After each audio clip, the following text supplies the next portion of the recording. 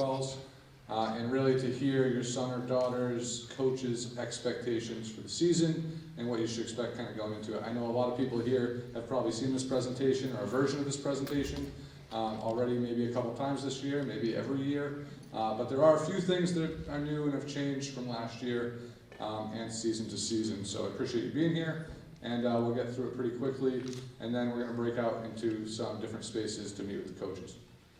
If you're not already doing that, make sure you're following us on Facebook and Twitter.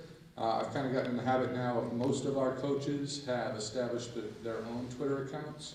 And so rather than them texting me and me creating a tweet, I tell them, make sure you tweet at me, I'll retweet it. And so then we just get it going that way. And obviously I do my own tweets at times as well. Our media and communications specialist, Nick Crockett, he took over for Sean. He does a great job working with the TV Pro classes and creates basically graphics for the varsity home games. So if you're like, well, why don't I ever see, my son or daughter's team posted with a graphic of game day or whatever it might be, we post home varsity contests on Twitter. That's kind of what we do, and they create those graphics through the media day and the picture day. So make sure the picture day that you're scheduled for, that your son or daughter's there, because then we get a chance to get their photo taken, and they might get on one of those posts. Wrong way. There we go. All right. If you probably know this already, but arbiterlive.com, that's where all our schedules are posted. You can get there through the athletics website, or you can just go right to Arbiter Live. If you just go right to Arbiter Live, you have to do an extra step and type in Middleborough, search Middleborough, and then click on Middleborough High School. If you go to the website, it'll take you right to Middleborough's page. All of the schedules, game schedules for the spring are posted with the exception of middle school baseball and softball. Those are done, they're just not posted, should be up by the end of this week. So those will all be there. And then MIA.net, that's just where you're going to be able to find all that information. I usually link in the newsletter that I send out each month. But if you want to go directly to their website, you can find all the information on the state tournaments, rules, specific dates and deadlines and things like that. Most of that stuff you guys aren't really concerned with. And then obviously the athletic website. Athletics registration, have to have your physical within 13 months. Ideally, you can upload that to Family ID, because then it's going to give us a notification of when that date's expiring. It'll give you a notification of when it's expiring, and we can see it right there. We don't have to handle paper that sometimes goes to the nurse first, or to the main office, and then to Mary's mailbox or my mailbox, and we're shuffling around. So if you can, take a picture of it, upload it to your profile on Family ID. It's there every season at that point. The baseline impact test is every 2 years, so if anybody who played a sport this year and it was cleared to play a sport doesn't have to worry about the impact test. If you freshmen and juniors who haven't played a sport this year, they would need to have an updated test because it's good for 2 years. The only way you can take the impact test is once you register, we send the student a link to their school email. It's the only way you can take the baseline impact test, and that's because the impact program, we pay for that service and we only get a certain number of tests. So it's not like we can just give out a link and anybody can go to the link and take the test. You have to get a specific link sent to your email, and you have to take it on a computer. You can't do it on your phone. All right, so that's concussion management software basically for return to play. If you sustain a concussion, you then have to get that same baseline impact score before you can start your return to play protocol. All right. And then obviously we have to be academically eligible. Basically, if you haven't heard from me or our office or the main office, then you are academically eligible. We let students know if they're not academically eligible, and we let coaches know who's ineligible as well. One note, I keep saying Family ID because we've said it for so many years. They were bought out by Arbiter, so everything looks exactly the same. Their website still says Family ID in some places, but it's actually called Arbiter Sports. So don't get confused with the registration platform, which is also Arbiter, with the scheduling platform, which is also Arbiter. It's a good thing. It's all linked together now with the officials, the schedules, and the registration. But they're still working out all the kinks to get that all synced up. And it's been a year now that they're working through that. User fees are due the first day of tryouts. $175 is the individual fee. The individual cap is $350, so if you have one student playing for the whole year, you only pay 2 user fees. So if you already paid 2 user fees, you don't owe a fee for the spring. The family cap is $450, it's only $100 more, so if you've already paid $350, again, 2 user fees, you only owe $100. All right, and you pay that through the outstanding balance tab on Unibank. If you don't want to pay online, you can submit a bank check or money order. You can pay cash, we just have to write you out a receipt. We write you out a receipt either way if you don't pay online, but the student would just have to see me in the athletics office in order to do that. So that's the user fee structure. Unfortunately, the way that the only sports that make cuts are the middle school teams and right now probably high school baseball, maybe high school softball. You do have to pay the user fee before you try out. If the student doesn't make the team, then you get a refund. Unless you choose to go to another team, you can apply it towards that team. Practice schedules, those are going to be distributed by individual coaches, but expect to practice or play every day, 6 days a week, especially with the high school teams. Middle school teams do not typically practice on the weekends, but they can. And then coach's contact information is listed on the website. If you want the specific contact information for a sub-varsity coach, you can get that tonight, or reach out to the head coach and they can put you in touch with them if you wanted, like a freshman coach, JV coach, that type of thing. But all the head coaches are listed on the website. The good thing about practices this year, there's basically two programs that share space, or 3 if you can include track in there.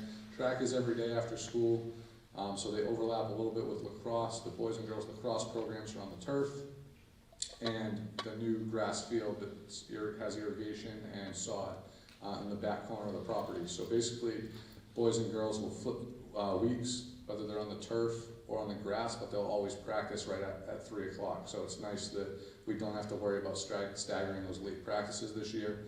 Tennis, same situation, similar situation. We have the courts on campus finally, so they'll just stagger who has the early practice and who has the late practice. But again, we're not going to be pushing practices into the night and turning the lights on and things like that. Tennis is able to kind of go a little bit quicker right after school.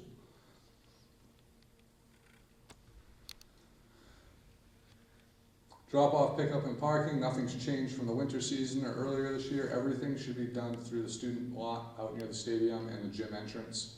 We don't want people, we can't have anybody driving around the building or over near the tennis courts in that back field especially. That's the fire lane, and there's no parking over there.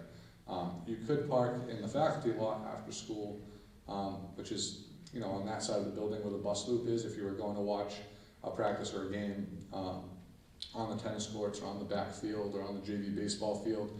It's really not much closer to park in the faculty lot than to just park over here. So we're trying to direct everybody and all the traffic after school over towards the quad, the stadium area, and all the fields that way.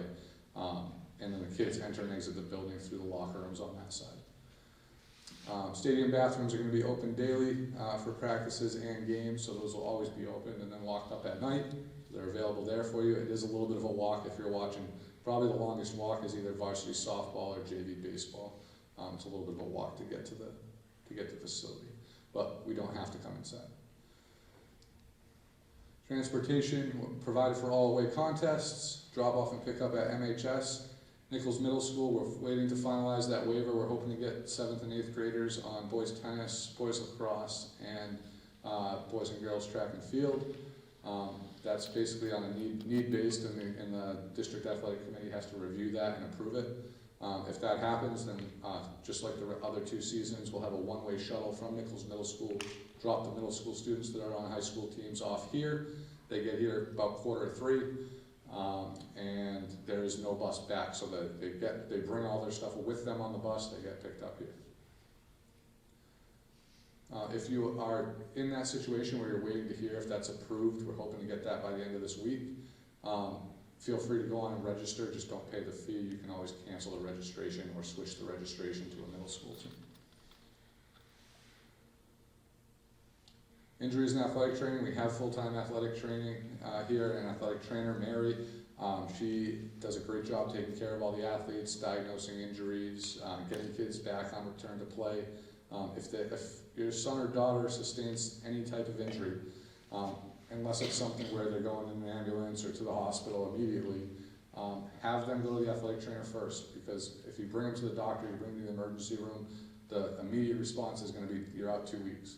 And it might not take 2 weeks to get them back. The injury might not be that. If it's not broken, if it's not a tear, if it's not something serious, she'll be able to rehab you, get you back sooner, and then you don't have to then go back to the doctor to get a clearance note. Does that make sense? All right, so once you go to the doctor and the doctor says, nope, you're out 2 days, a week, 2 weeks, we can't allow that student to come back to play until we get another note from the doctor that says, now they're cleared to go. Right? Does that make sense? Even if it says they're out 2 weeks, well, it's been 2 weeks. Well, yeah, but that doctor said that they were out. They need to then clear them to come back. And the same thing with impact test or concussion protocol. They do not start their return to play until they get the baseline test back to where it was when they took it before the head injury. All right, so that's important to know too. Just because they cleared the baseline test, they're not cleared to go. They then start a graduated return to play, where they start a little bit of conditioning and work their way up to full contact practices and games. Sportsmanship, I just like to give a reminder, if parents can support this is important. We deal with these issues every single season. Not on, we haven't had any really bad situations, but it's because I think we all do a good job to work together on this. Responsible use of social media. Social media, from an athletic standpoint, is for informational purposes only. We don't want to hear, opinions. We don't want to hear chirping at other schools before the game, commenting on another school's game post, all those types of things. We're getting the score out. We're getting the information out. We're retweeting it. We're sending it out. And that includes responsible use of social media just within our teams too. Students need to understand that when they have those group chats, when they have team chats, all that stuff, once those things get going, if it becomes a negative situation, then that can reflect poorly on the team, and they could have penalties within the athletic department, within the school, the whole thing. Sometimes it can get out of control. So we need your support there to kind of echo that mindset. And just general respect and tolerance, setting a good example of sportsmanship, positive behavior, language. You see situations with use of negative language all the time, and it's amplified in an athletic setting. And students have been basically trained to, if they hear certain language, then they have to report it. And once that gets reported, it then has to be investigated. So inappropriate language is not going to be acceptable. Be open and honest with your coaches when situations do occur. And then the biggest thing is one thing we've talked about over and over again, is thriving to create a school without hate. All right, and that's just a very simple way to say respect everybody and make sure that hate is not going to be tolerated in any way, shape, or form. All right, and when you sign off or when you check the box on the registration for the MIA Sportsmanship Pledge, the DEI pledge, that is part of the stuff that's in there when you're checking that box. And you have the option not to check that box as well. All right, priorities. Every season I talk about this. Health and family is obviously your number one priority. We have excused absences for medical situations, bereavement, death of the family, anything like that. Those are all excused absences. That's number one. That should go unsaid. I also, because we talk about health in there, I also put chemical health. That's an MIA rule. If students are caught with any kind of illegal substance, tobacco, alcohol, anything like that, vaping, those are rules that are not just enforced by the school, but by the state association. So it's an automatic 25% of your season, you're suspended for that part of the season. Second offense is 60% and or removal from the team. And unfortunately we do have these situations come up. So again, echoing that with your students is important, so that they understand there's an athletic consequence. Right? It's more than just the regular student consequence. Academics, daily attendance is important. If you're not here, you can't practice or play. We added a new piece to this year that has affected some students called social probation. All right, this is not just for athletes, but basically what it means is if you are an athlete and you have 15 tardies or more or absences, you get placed on social probation. You do not come off social probation until you make up those absences. Social probation means you cannot do any after-school activities, including athletics. So you're late too many times to school, you get put on social probation, you don't play in the game that day. All right, whatever day it might be. All right, we have a buyback form. So basically, if a student's in that situation, they come to school on time and behave for a full week, then they get that week back. All right, so it's kind of like an incentive for them to get to school on time.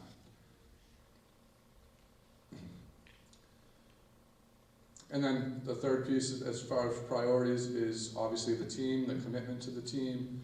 We talk about the bona fide team member rule. It's taken very seriously. That rule was put in place again by the state, similar to the chemical health rule, to prioritize the school-based teams.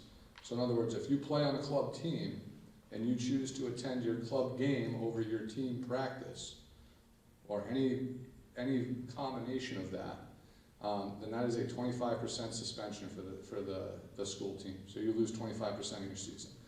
Do it twice, it's a 60%. Now, there is and again, that's to emphasize the school-based team. It's not a school rule, it's an MIA rule. If you have a showcase out of town and you need to miss a couple days, there's a waiver for that. You just tell your coach, hey, I'm going to this showcase, I'm going to this tournament, I like your approval for it. As long as the coach, the principal, the athletic director, the parent, and the student all sign off and say, yes, we agree, this is a good experience, it's okay to miss the school team to go to this, then they get the waiver, but you only get one per season. All right. The catch is they changed the rule recently. If it's a weekend and the school approves it, then you can have multiple per season. All right, school week, during the week, you get one per season. If it's on a weekend, you can still miss the school practice or game if all of those people approve it and say that it's and I'll say that sometimes we will, sometimes we won't. If you come to us and say, well, I'm going to miss every Saturday because I have to go play for my club team, we're going to say, yeah, no, we're not doing that. But if you say, hey, I have a showcase in Vermont on this weekend and down in New Jersey on this weekend, can I go to those? Yeah, we'll probably approve those. Right? It's all situation based. Again, it has to be principal, coach, and athletic director.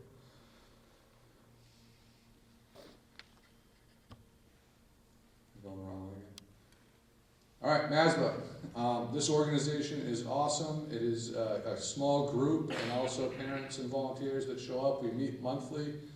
We raise somewhere in the range of $60,000 to $70,000 a year and 4 fundraisers basically, once a season: gold cards in the fall, calendars in the winter, raffle in the spring, and golf tournament also in the spring, kind of summer because we don't do anything in the summer, but it's at the end of the year. It's the first Sunday in May. So for the biggest thing with these fundraisers, the way we're able to raise all that money, the reason we raise all that money, it does really a few major things. One, it keeps our user fee low. We haven't increased the user fee, I think, since it was in place. I could be wrong there, but or close to it. It's one of the lowest user fees in our entire area. Carver's is $150, but they don't have a cap, so you could pay $1,000 in user fees if you have multiple children. So we really have a great user fee structure. The reason we're able to do that is because we raise so much money through MASBA. The way it's effective is it's all student-based, so the students do all of the fundraising. And it's crowd fundraising, basically, with what we do. So the more participation we get, if we ask you to sell 10 raffle tickets, sell 10 and then sell 10 more. If every single kid does their part and we get full participation, then we'll hit our goals and we'll make a lot of money. It goes right back to things that go right back to the kids. Additional coaches, when we have a track team that had 95 kids on it, so we had additional coaches that we had to pay for because there's only so many in the teacher's contract. We have equipment that we pay for. We have uniforms that we supplement. The one thing we don't do is we don't buy things that, or I'm saying they don't buy things that, or purchase things that students get to keep. We're not going to purchase a sweatshirt or a uniform that every kid or a warm-up that every kid on the team gets and they take home and keep with them. That's separate if you wanted to do something like that. We do things that help sustain the program. Concessions, if you want to, MASBA kind of runs our concession program through the outdoor concession stand and the indoor concession stand. All the money that flows through that goes through MASBA. And basically, if a team or families or volunteers within that team want to raise money through the concession stand, MASBA stocks the concession stand, parent volunteers work the concession stand, and then MASBA gives them back a certain percentage it was a certain percentage of what they raised on those dates that you work the games. Now it's a flat rate, so if you work a game, you're gonna get a flat rate, depending on what sport you're working the concession stand for. So you don't have to worry about stocking it, you don't have to worry about making food, you don't have to worry about donating food. You show up, work the concession stand. If you do 18 games, then you get a specific amount for each game. I have to double check the amounts. I believe the amount was $100 per game, so if you work, every home game, it's probably $1,000 that you can then use towards whatever it is you want to use it towards, the banquet, senior gifts, things like that. The golf tournament's always the first Sunday in May. It's May 7th this year, I believe. The foursomes are pretty much full. It's like almost like a waiting list situation in terms of playing in the tournament, but we make the most money on the tournament off the sponsorship. So if you know a local business, if you have a local business, if you want to sponsor a hole, we have all different levels of sponsorship, starting with $50, going all the way up to $250. You get your name on the big banner, or on a hole, or on 2 holes, and it's a great event. It raises a lot of money every year for the program. So if you want to get involved in that, you can reach out to me or any of the officers that are on the website there. And then Mucky's donations, I always like to give them a plug. Every single month we get a check from Mucky's to MASBA for returning bottles and cans to their Lakeville location. So if you have bottles and cans, go to that redemption. That money goes right to Middleborough Athletics, and it's a huge help to support our program. It's just a constant modest check that we get every single month. Before we go to team meeting locations, there was one slide that I didn't add in here on community service. If you don't know, every single student has to reach a community service requirement before they graduate. We do try to do a community service project with the athletic department each season. That was one of our goals for this year. For the spring, our hope is to host the sectional track meet for Special Olympics for the Southeast region of the state. We did it last year. We had probably well over 100 spring athletes volunteer. They all got a t-shirt. They helped with the Special Olympics athletes. They help us run that meet. The track team and the coaches did a nice job helping with it as well. And they get community service hours for doing that. So it's a fun day. It's tentatively scheduled for May 10th, but we'll get that information out. But it's a good way to get some of those hours logged for graduation requirement. I'm going to hang around for a little bit after we break. My email's there. You can see it on the website. If you have questions or concerns, reach out to me. I'm here now. Sometimes my emails do get lost. I get close to 70 a day. So if I don't respond to you, I apologize. Come see me now. I'd be happy to answer any questions. And I'm looking forward to the spring season. I hope you guys are too. Thanks for listening to me. And your coaches are going to be meeting in these spots. Boys and girls lacrosse, baseball and softball are all in the gym. There's 4 sections. Try to not bunch together, but at least sit in one section of the bleachers so that we're not over-talking over each other. There are dividers there. Track and field's going to be in the cafeteria. Just use whatever space you need there, coach. The middle school baseball and softball teams will be with the high school teams in the gym. Boys and girls tennis, boys tennis in the music classroom, so you're going to go out this door and that way. And girls tennis, same thing, go out this door and take a left down at the end. That's they're in the band room. Those 2 rooms are next to each other. And then unified track and field with Coach Lane will be right here in the auditorium. And I think that's it. So again, we can break from here. If you have any questions, come down and see me, and then you can go off. If not, I'll be over in my office on Main Street. Thank you.